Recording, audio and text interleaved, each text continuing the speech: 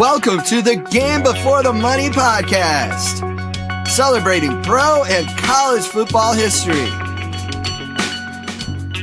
Hi, everybody. I'm Jackson Michael. This is the Game Before the Money podcast, and this is the third episode in a row with former Colts and Patriots executive Upton Bell, going to give his takes on the upcoming Super Bowl 58 between the Chiefs and 49ers. He's also going to share some of his memories of Super Bowls when he was in the front office of the Baltimore Colts in Super Bowl III and Super Bowl V. Upton was director of player personnel during those times, and he drafted a lot of the players on the Super Bowl V champion Colts. You can hear some of those stories in the last episode, and there's also an episode of 1960s Colts draft stories that you'll want to listen to as well. Now, don't forget, coming up, I have episodes with Hall of Famers Jerry Kramer and Joe DeLamielleure, also 49ers great Randy Cross. I also have a really interesting episode coming up with former Buccaneers and Colts trainer John Lopez. Don't really hear too much about the ins and outs of being an NFL trainer, but you will in that episode. Please visit thegamebeforethemoney.com, and remember that this is a nonprofit and you can donate to it at thegamebeforethemoney.com. All right, let's have a listen to what Upton has to say about Bill Belichick's retirement, the AFC and NFC championship games from a week ago, and the upcoming Super Bowl between the Kansas City Chiefs and the San Francisco 49ers. Let's talk about Bill Belichick. It's Super Bowl week. We all know Bill Belichick's history of Super Bowls, even dating back to being the Giants' defensive coordinator in that Super Bowl against the Bills. What do you read about the Belichick situation right now? Michael, I've said from the very beginning that I believe that Bill Belichick would not, this is way before any interviews with Atlanta or any place, that I believe that he would not get a job for next year. And I believe it is doubtful in the future. My reason being going all the way back to my time, 50 years ago. And I'll explain why what happened then still goes today. I had gotten in a fight with the owner, Billy Sullivan. We did not agree on practically anything by the end over the hiring and firing of a coach. Well, he finally fired me, he and their board. And I had gotten afterwards many people that were interested because of the way I was able to build the club and bring good people in. But every interview was, we'll get back to you. And later on, as a good friend of mine, who actually was an owner in the league, explained to me, when you get fired, owners speak to other owners. Owners ask, well, what was the problem?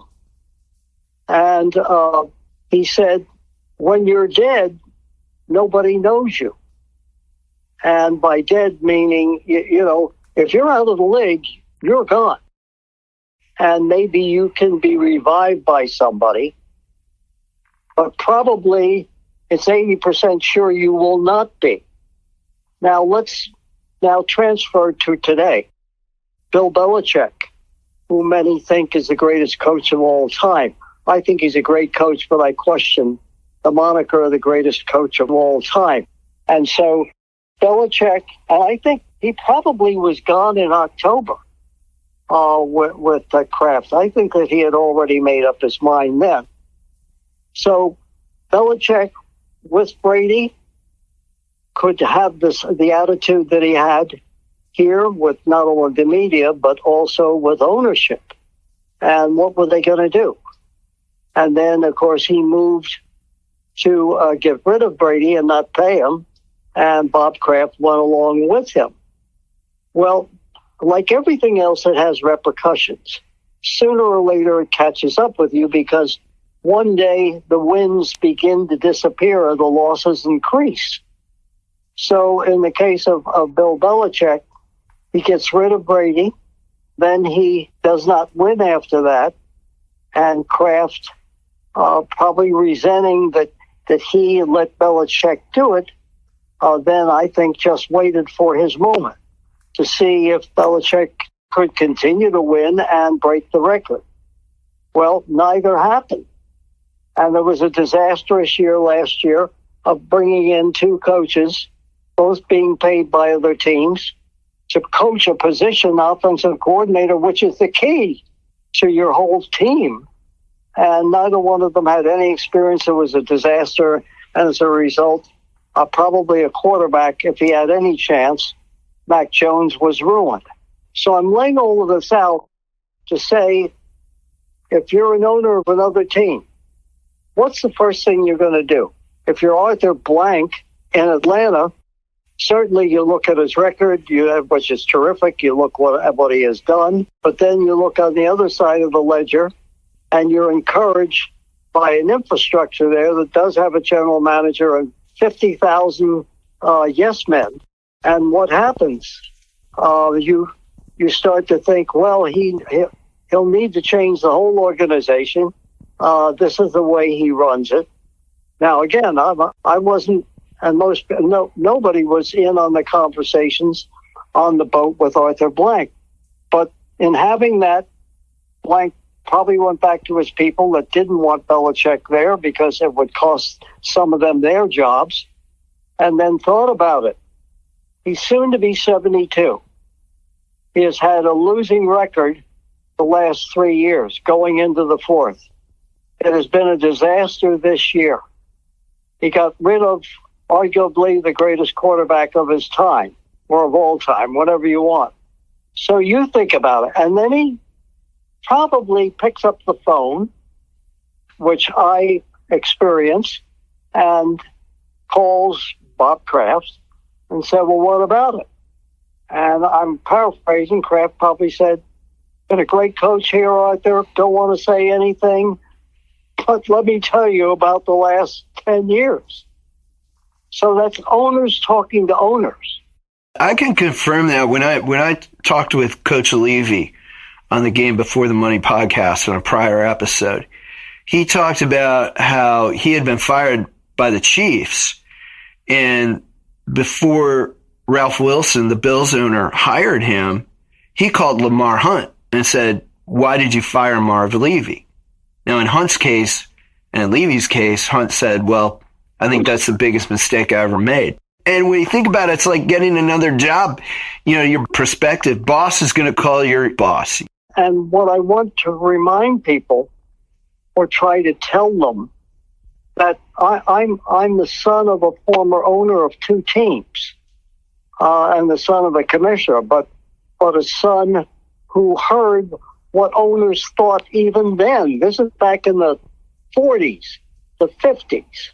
It doesn't change. They as the old saying goes, they're owners and the rest of us are renters. And so owners, and even more so today, they only talk to each other and to God. That's it for them. And that's in some ways have changed to the NFL.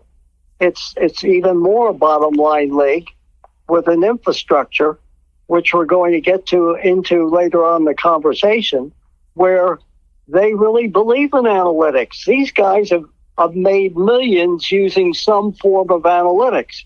And as I'm told, is that the analytics department at the Lions is one of the biggest in the league. So maybe Dan Campbell isn't as big a dope as we think he is, or I do, and maybe pressure's being put on. So again, back to Belichick. This is what went into my thoughts. It wasn't like you get a lot of know-it-alls around here. Oh, well, I think he'll be back this year. Oh, he'll be back next year. What the hell do they know? Because they've never really understood, I think, to a degree, on the level that I've been trying to say. Not that I'm on some great level. It's just my experience is you can change everything. You can change the coach. You can change the quarterback. You can change the team. You can't change the owner. And you can't change an owner calling another owner and saying, let me tell you this. Now, in the case of Lamar Hunt, who my father knew and actually offered him to be commissioner of both leagues before the league actually came out in 1960, my father said he couldn't do it. Lamar Hunt was a very nice person. I would say in any of the dealings that I had with Lamar Hunt, I can tell you, even going back into 1959, when he was just like a 27-year-old, just like you would say a kid, he was the nicest, and he was very, very shy. So I am not surprised that he would say that. I thought he was more frank and honest than most, because if somebody fires you, it's usually that son of a bitch lost or this or that. That's the way it is. That's life. So my feeling finally on this part of the conversation is I don't think, and I think it's sad in some ways, I don't think Belichick will ever work again. Well, and like you said, I mean, he is 72. So, he's done it for a long time. So there may be, and I'm just speculating here, but there may be a part of him who is ready to retire also. And I don't think so. You don't think so? Okay. All right. No, not at all. He's a lifer, and that's the good part of him. He fiddles with things. He invents things. He invents defenses for this. I don't think he really lost much of his ability as a defensive game planner. What I think he lost is his ability or his thought about gambling on third and fourth down, especially when you have a bad football team. To me, why not take a chance every time? What the hell difference does it make? You're not going to make the players. You're not going to go to the Super Bowl. No, I don't think at all. I knew his father. I know coaches that this is the holy grail. And if you're out of it, no matter what face you put on, you can be a very miserable person. I think he will, if he could, he would coach till the day he died.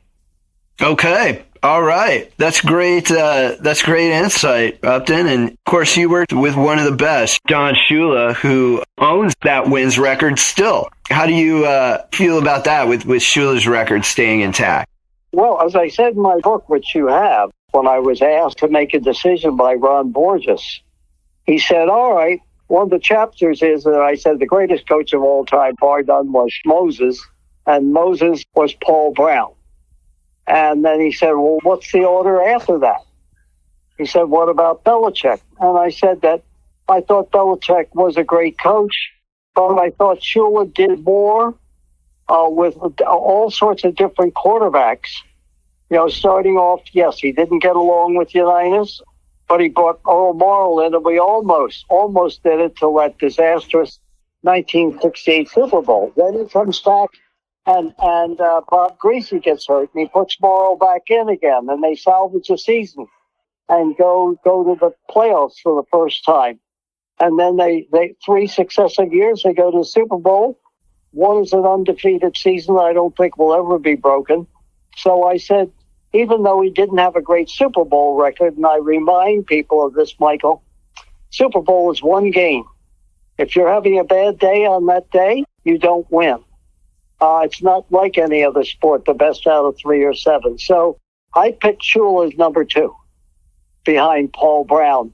Not that he could match Belichick's record of 6 Super Bowls, but he did a lot of other things. And remember, unlike Belichick and most of the great coaches, Shula, he didn't win Super Bowls and he didn't win a lot of playoffs, but he had a winning record every year till the year that he was finished. That's really incredible, considering the number of years that he coached. Well, not only that, which is another thing that we can do a show on someday. What really makes me upset is this question about records. Shula won and the most perfect season when you only played 14 games. Now these guys play 16, 17, and believe me, it'll be 18 and eventually 20 as they drag the bodies off the field. So take a record like John Unitas. 47 straight games from 1955 to 1960. He threw at least one touchdown pass. That's Lou Gehrig. That's Ted Williams. That's one of the most incredible records. He did it in 12 games. So what happens? It takes like 37 or 40 years for Drew Brees to break it. But he breaks the record because he played 16 games. I'm saying, what the hell is this? So I look at it a lot differently than the Johnny-come-latelys with the slide rules. And that is, what did that person achieve in that period of time and those games, big and small? So Shula would be number 2. I would rearrange it. I made Belichick number 3, but now I would rearrange my list if I was doing the book again, and I would put in Chuck Noll, Bill, and definitely Bill Walsh in that category. So, and soon to be maybe the next genius, depending upon the next 4 or 5 years. How about the coach of the Kansas City Chiefs? How about him? So, well, that's Andy Reid, who is from the Mike Holmgren coaching tree, who is from the Bill Walsh coaching tree. So you've got, you've got a long, deep roots in NFL football, the way that it is classically played. But it was interesting getting into the championship games that we watched. It was interesting watching Andy Reid forego a field goal to expand his lead in the first half when a guy like Mike Holmgren or Bill Walsh would never do that. Well, that's the one mistake I thought he made in that game. And as we start to look at the 2 championship games, I screamed at the set. I said, Andy, take the goddamn 3 points. You're playing against one of the best running teams in the league. You're playing against one of the most dangerous quarterbacks, particularly as a runner itself. They have a great field goal kicker. They have one of the best, if not the number 1 defense in the league. Take the points every time. That's what Paul Brown said at my first Browns training camp in 1950. When in doubt, take the 3. Drive the field, and if you're not close, take the 3. And that's the only time that I disagree with him in that game. Other than that, it's probably one of the best, might not seem like it, one of the best game plans, one of the best defensive game plans, and maybe, even though it might not have seemed like it, one of Patrick Mahomes' best games, because in the first half, they score 17, and the second half, they score none, but Mahomes goes from being the aggressive, take the chance, make the run, make the great throw to Travis Kelce for the first touchdown, to, in the second half, understanding the maturity of being just a game manager. Let's manage the game. Let's not take the gamble. Let's let them, Baltimore, kill themselves, which they did. A lot of mistakes for Baltimore on that one decisive drive where they ended up fumbling near the goal line, or at the goal line, basically. And then, of course, the subsequent drive when Lamar Jackson throws that interception. Let me just say this. It's the dumbest coaching job I've seen on both sides of the ball by supposedly the best team in football. I told you in our discussion last week that I favored Baltimore only slightly. You actually picked Kansas City. And two things I saw. The offensive game plan. What do we have? A situation where Lamar Jackson is one of the best, if not the most dangerous runner in football from the quarterback position.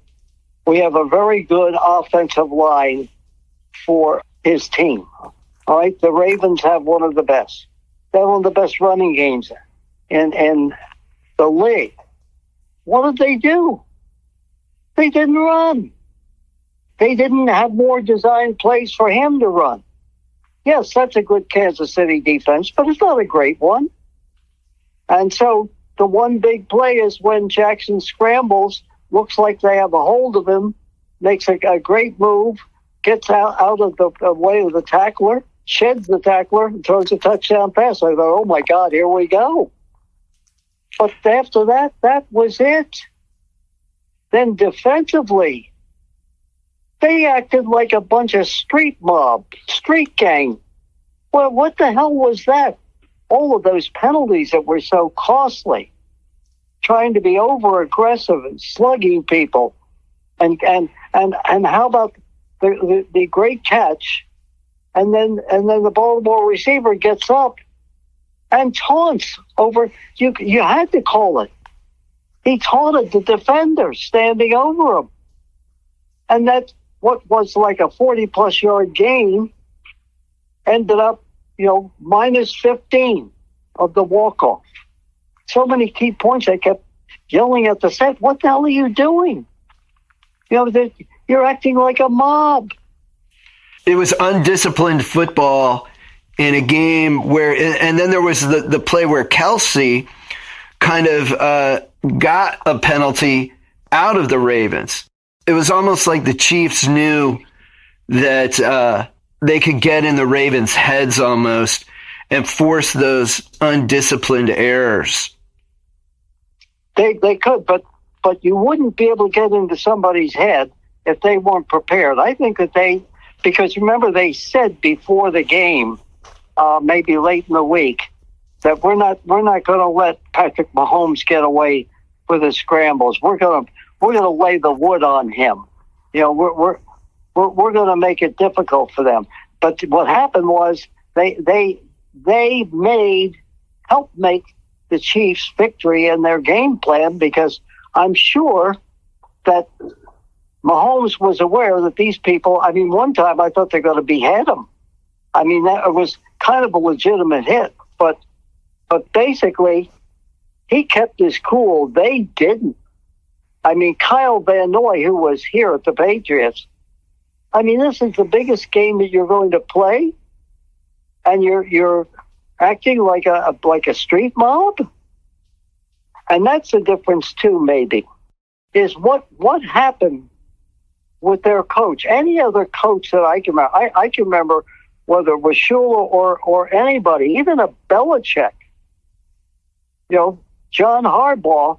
When he came off the field, I would be on his ass, pardon my language. I would be on him and say, and I've seen coaches do this, by the way, don't you ever do that again.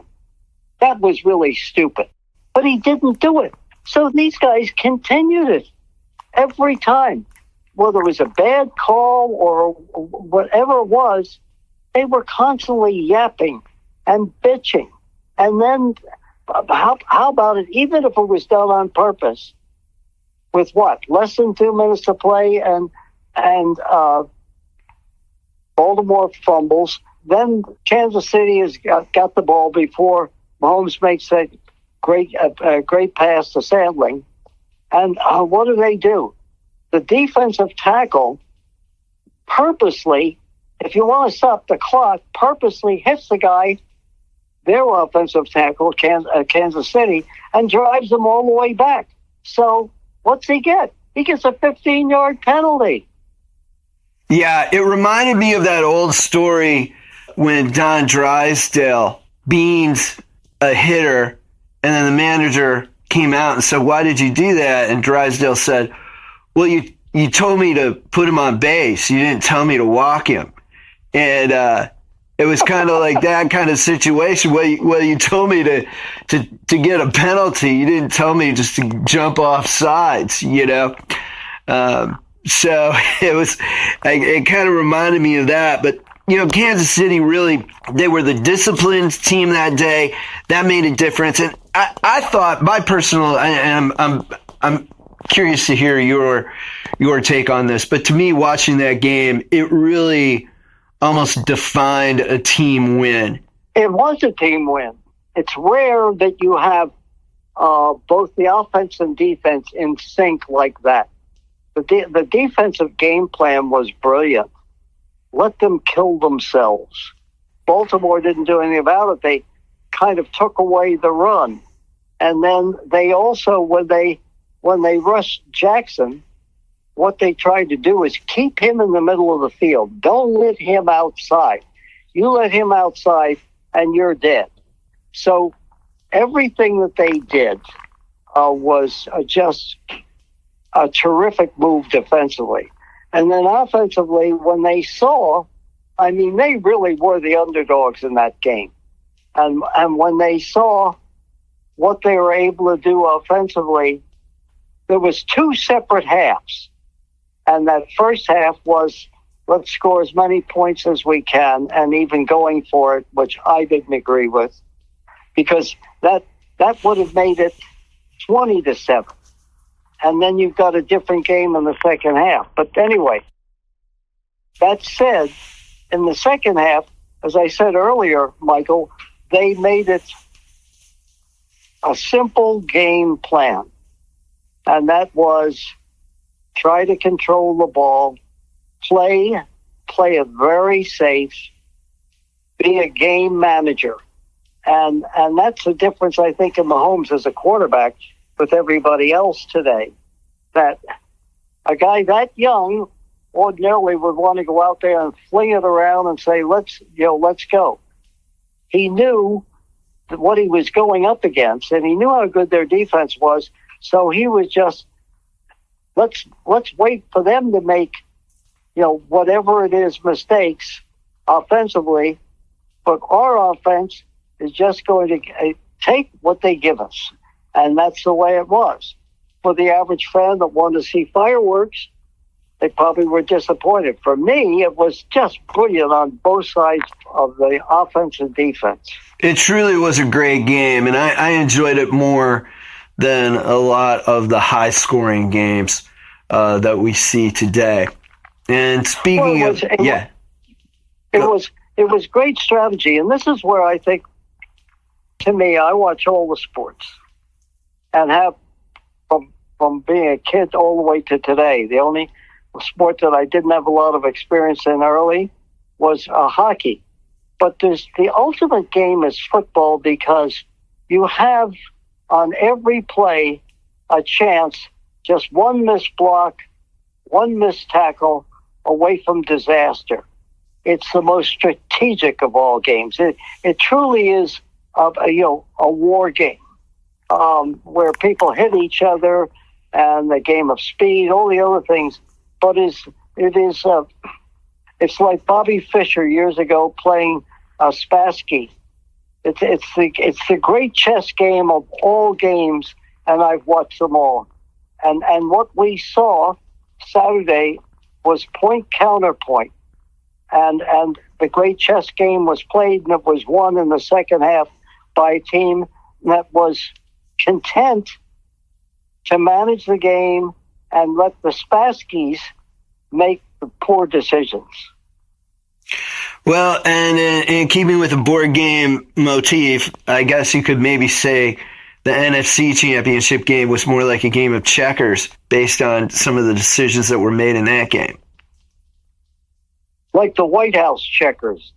I mean, when you get up like that, and you and I discussed last week the great comeback by Detroit, being down by, I think, almost the exact same score. It was the same score at halftime in 1957, yes. Same thing at halftime.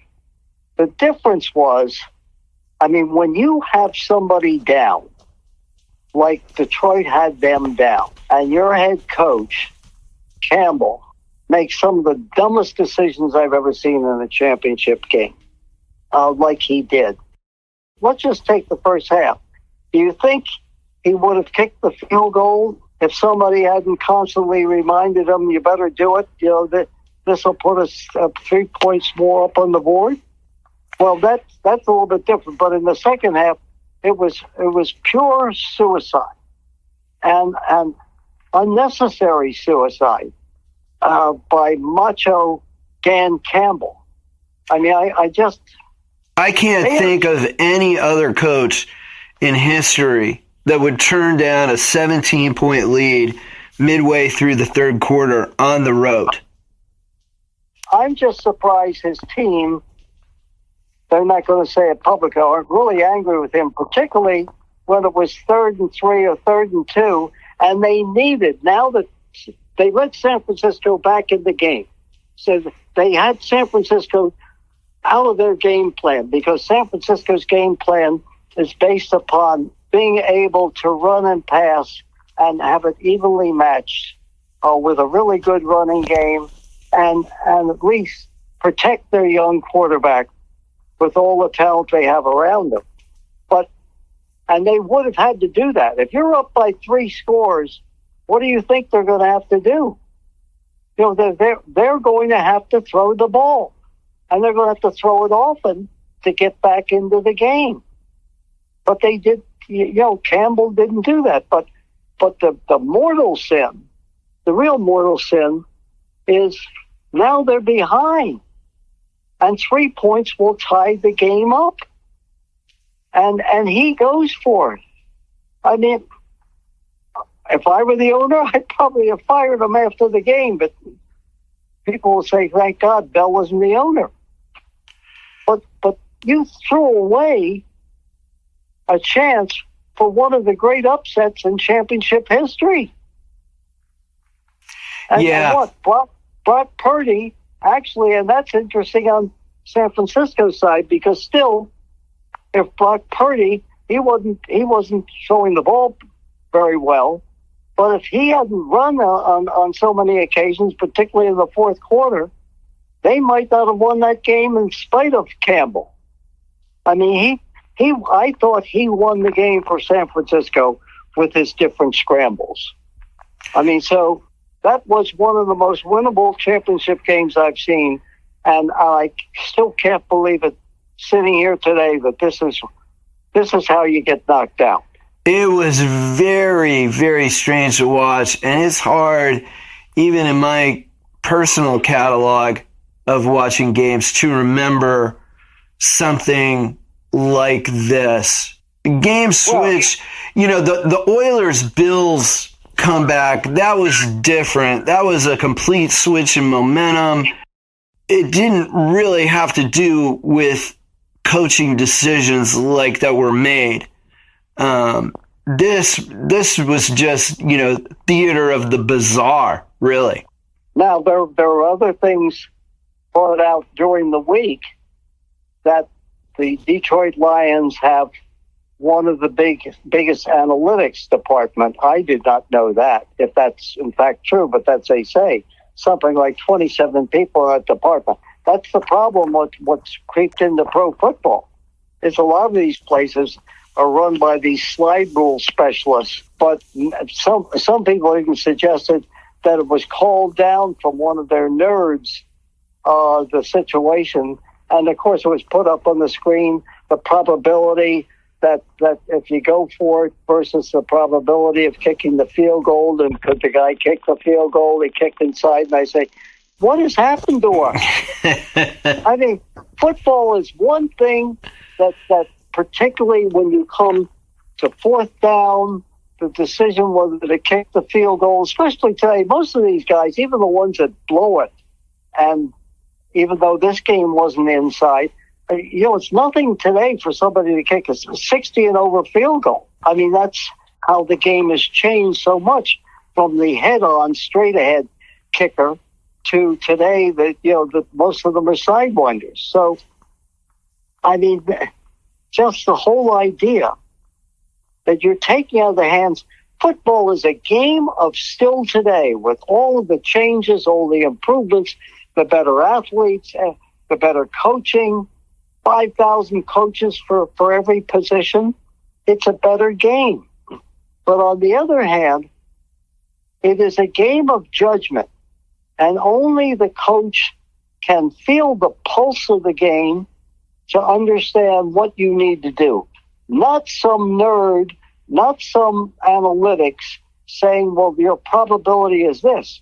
That doesn't mean a damn thing when you're at 3rd and 3 and you know your quarterback isn't Joe Montana, and you know that they're going to be stacked up against it, and if you don't make it, you lose the game. I mean, anybody, us sitting in the stands, the average fan would say, you've got to kick the field goal. They've got all the momentum.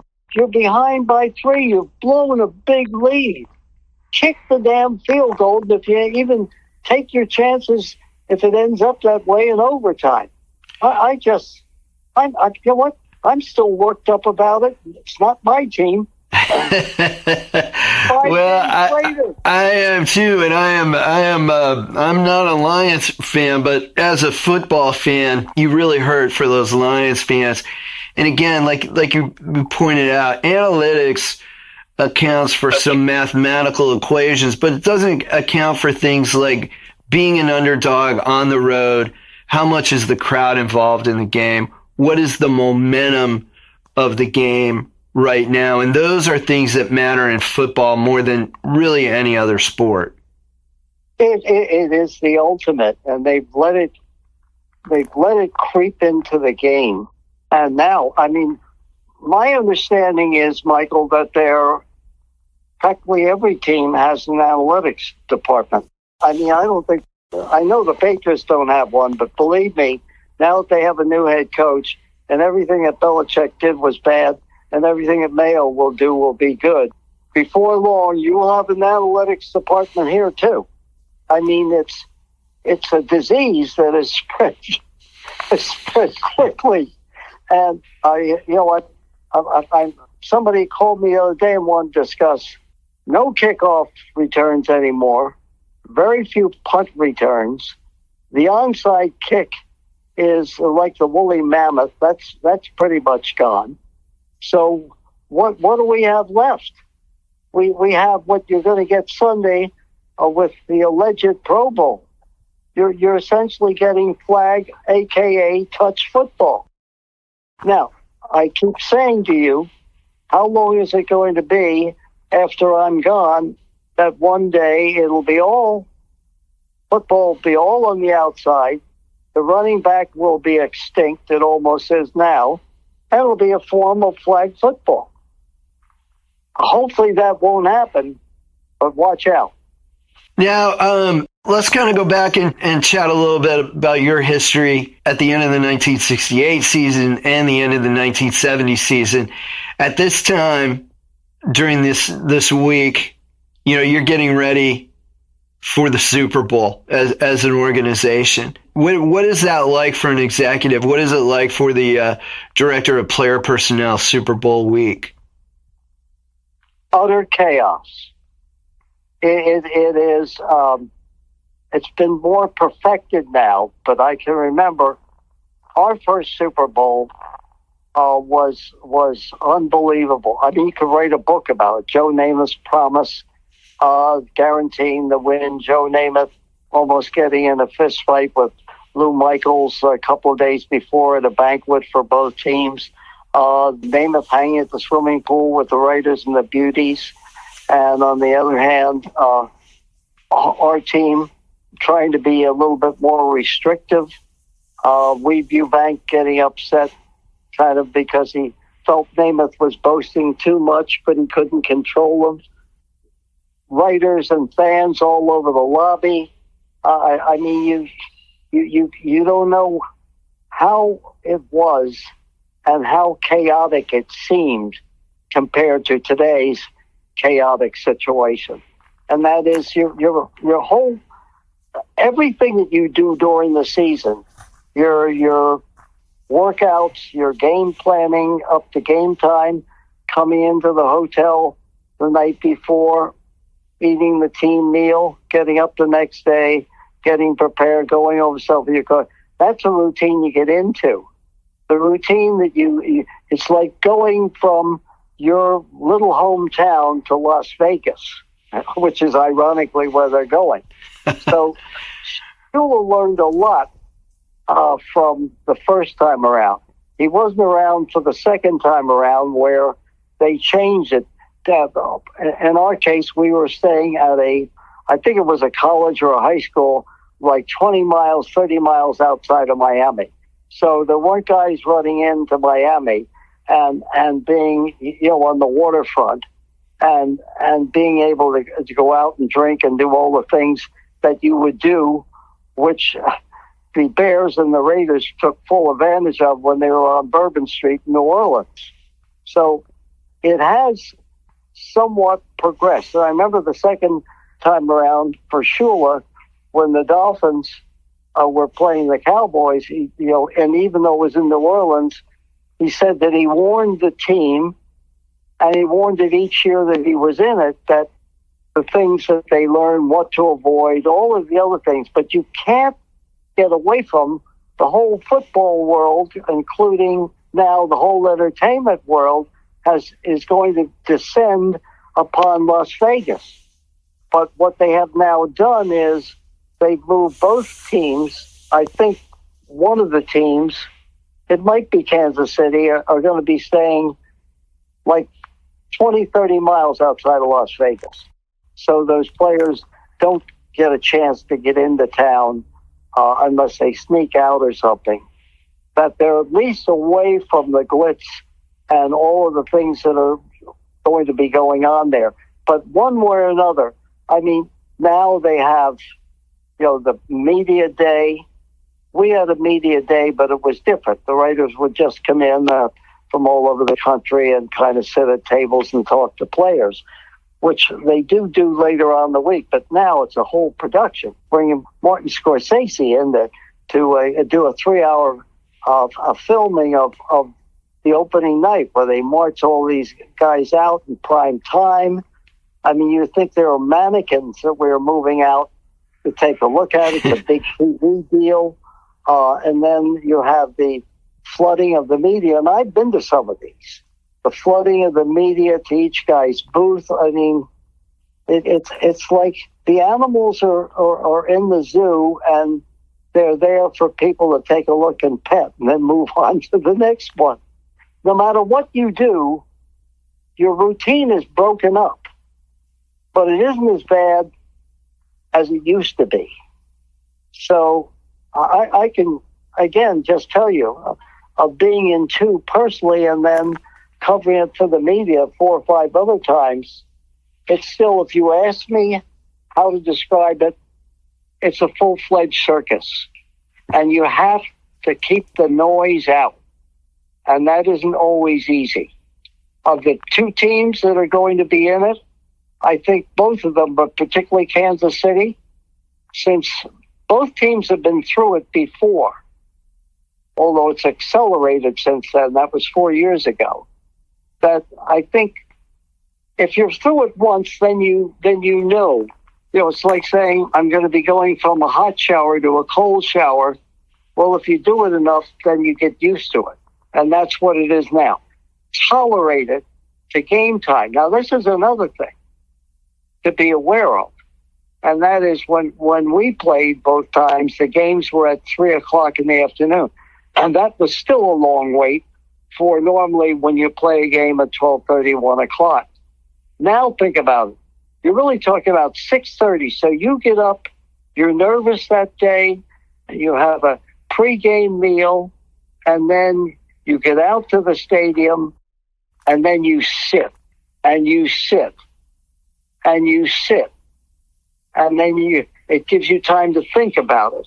It gives you time to be too nervous. It gives you time to say, let's get the game on. And then you go out and you work out, your pregame workout. And then you come back in and you sit again while they're doing all the festivities. And then at halftime, whether you're ahead or behind, you normally sit for 15 minutes. Now you're sitting for a half an hour. Now you're cold. You need to get warmed up all over again while the next imitation of Michael Jackson is up there performing. It is such a total difference. I say, assuming the talent is somewhat equal, it's the ones that handle their nerves the best that are going to win. I think we saw that last year with Mahomes, and this is something that really kind of struck me over the past couple of weeks where, and especially watching him in the AFC Championship game this year, people forget last year he sat on the bench for most of the first half. The Eagles had the ball for 3/4 of the first half, if not more. A lot of guys get impatient during that time, but Mahomes was really able to handle himself during that time, retain his composure and stick with the original game plan. Remember, most guys probably wouldn't have played with that ankle that he got. I thought he was finished at halftime, and especially with the idea that you have to go in and you're going to have to sit. Even if they work on that ankle, you have to sit for almost a half an hour. I thought his mobility will be lacking, and he won't be the same guy. And yet he came out and gutted it out and made that great scramble that, to me, really won the game. I mean, he's just an extraordinary player, who I already think is not an amount of wins, Super Bowl wins, but I already think is in Tom Brady's class, maybe even better. Yeah, it's hard to disagree with that, and especially, of his own generation, he's certainly the class of his generation. Clearly. Well, I would say go all the way back to Sid Luckman in 1946 and seeing every quarterback since then. I would say this is the best combination mind and athletic ability I've ever seen. There are other people that might be close to him, but he not only has that type of mobility and physical abilities, but mentally, I think he's right there with the best. And that's the part that really separates him from most people, from most quarterbacks. That's what separated Brady, except Brady knew how to move in the pocket, and so does Mahomes. But Brady never had that scrambling ability. If Brady had that Brady would have broken every record. He might have won 10 Super Bowls. Mahomes, if he doesn't get injured, has a chance to get at least 6, something like that. We'll see. So what do you think about the upcoming game against the 49ers? What stands out to you about that game, and what's your prediction? Well, first of all, I think the 49ers have more talent on both sides of the ball. They have a terrific tight end in Kittle who could match Kelsey to a degree, but not as prolific as Kelsey has been for them, for Kansas City. I think in practically every area, I think that the 49ers have more talent. But in a game like this, I don't think the talent matters as much as having to face Patrick Mahomes. I like the Chiefs' offense, but I don't like any of their receivers except for Kelsey. Scantling, who made the big catch last week at the end to essentially put the game away, he's every time he touches the ball, I hold my breath because you don't ever know whether they're going to catch it or drop it. Their receivers are questionable besides Kelsey. They have a decent offensive line, but they've had injuries that could hurt them. I like their running game at times. Their defense is good, but I don't think as good as San Francisco's. So all of that being said, I'm still going to pick Kansas City because I think the quarterback is that great. I think Andy Reid's game planning is really good. And I also think the game planning defensively that covers up a lot of the areas that you would think would be vulnerable. And particularly, I like their defensive backs. They know how to cover, especially in man coverage. So I'm going for the upset. I think San Francisco is, a 3-point or 2-point favorite? I don't really keep track of the betting things, but I do think San Francisco started out as a higher favorite than they are after people started placing bets on Kansas City. The only sure bet I have is that Taylor Swift will get on her own private jet and fly from Tokyo, get to Las Vegas in time to watch her boyfriend. That's the only I'm sure of. Well, now, coming up on Sunday, the 49ers, they, like you said, they're the more talented team overall. They've got McCaffrey, Deebo Samuel on offense, George Kittle, of course, Brandon Ayuk, very, very good receiver in his own right. And then on defense, you've got that front seven that's tremendous. The Chiefs, they're kind of like a champion that doesn't have the same amount of talent. They don't have a receiver like Deebo Samuel like they did when they had Tyreek Hill. They don't have the same offensive line that they used to have. Pacheco is an effective running back. I like him, by the way. I like him a lot. I love Pacheco. But really, the Chiefs used to have several weapons at their disposal in addition to Patrick Mahomes. What do you think that San Francisco needs to do to really have a great chance to win this game? Well, they can't get behind like they did to Detroit, because they get behind to Kansas City, the Kansas City will put a dagger in their heart and it'll be over. That's number one. They can't start out that slow. And with all of that talent that they have on both sides, at times I question, because they've got to be so balanced on offense with their running and passing game, particularly with their running game. So if they get out of their rhythm against Kansas City, unlike Detroit, I think they could be in real trouble. They can't, and their quarterback finally, he's going to really be tested, because even though Kansas City's defense isn't particularly talented, they know how to play and they know how to game plan like very few teams do. So everybody talks about Andy Reid and what he's able to do with Patrick Mahomes. But I think that defense has saved them, particularly against Baltimore. So they have to come up with a game plan to kind of negate and put all the pressure on the quarterback. And if they can do that, I guarantee you he is not going to be able to scramble like he did last week and essentially win the game on his legs against Detroit. That's the fascinating part of this game. A team that doesn't seem to have the same talent, except, I guess, at the most important position, the quarterback. The team that doesn't have the talent that San Francisco has, I'm still picking, even though they're the underdogs. I'm picking it because I think, at least right now in my mind, their football intelligence is the match of the 49ers' great talent.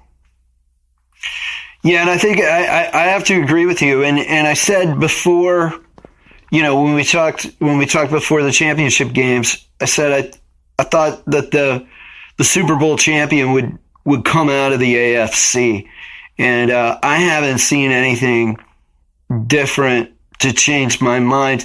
It's one thing to come back against the Packers, who barely made it into the playoffs, and also beating the Lions, coming back against the Lions with the basically decision making, keeping them in the game. And now you're facing the Kansas City Chiefs, who have won multiple Super Bowls with the quarterback, and they've got other players. I think Chris Jones has won multiple Super Bowls as well, and he's a big part of that team also. And Andy Reid, of course, how many championship games, if you count the NFC championship games with Philadelphia, how many championship games has he coached in? Well, actually, if the Philadelphia quarterback hadn't thrown up on himself, they probably would have beaten the Patriots in their first Super Bowl. Well, that's right. Donovan McNabb had the flu, apparently. He did, but I mean, the Eagles, I thought the Eagles were going to win that game. But it didn't work out. But again, you have a coach who has been there many times and knows the pressures and everything else of it versus a coach who was the coordinator when his team, the Falcons, blew the biggest lead in Super Bowl history. I mean, he can't keep losing games, I'll tell you that. If he keeps losing the big games, I'm sure he'll still be there. But, it'll be the great what if. What is the problem? That he can't seem to win the big game. That's what happens. You get a reputation, that's it. Upton, is there anything else important about this upcoming game or any of your Super Bowl memories that you think is important to chat about? Well, that's for another show, but I do want to say it that people will read about it after or before this interview comes out. But there's a personal experience here. Carl Weathers, the famous Apollo Creed from the Rocky movies and other ones, died today. And my memories of him are this. Opening day, 1971, behind Jim Plunkett, my first year as general manager, my first game, we upset the Oakland Raiders, and the starting linebacker that day was Carl Weathers. And he was a pretty good linebacker. And then I remember when I first saw Rocky, I said, oh, my God, there's the guy that played against us when we upset the Raiders at the very end of the game. It was a big day for me. And seeing that now kind of saddens me. Well, it saddens me to see anybody pass away. But it's like going back in a time capsule and seeing somebody that you knew that played against you in one of the biggest upsets we had early on. He's gone. Carl Weathers, the eternal Apollo Creed. Thank you for listening to this episode of the Game Before the Money podcast. Please visit thegamebeforethemoney.com. And if you enjoy this podcast, please let your friends and family know. And give The Game Before the Money a positive review on your favorite podcast app. Please remember also that The Game Before the Money is a 501c3 nonprofit, and you can donate at thegamebeforethemoney.com. Transcriptions of some episodes are available at thegamebeforethemoney.com and are powered by our transcription partner Sonix, spelled Sonix. Visit sonix.ai to learn more about their automated transcription services.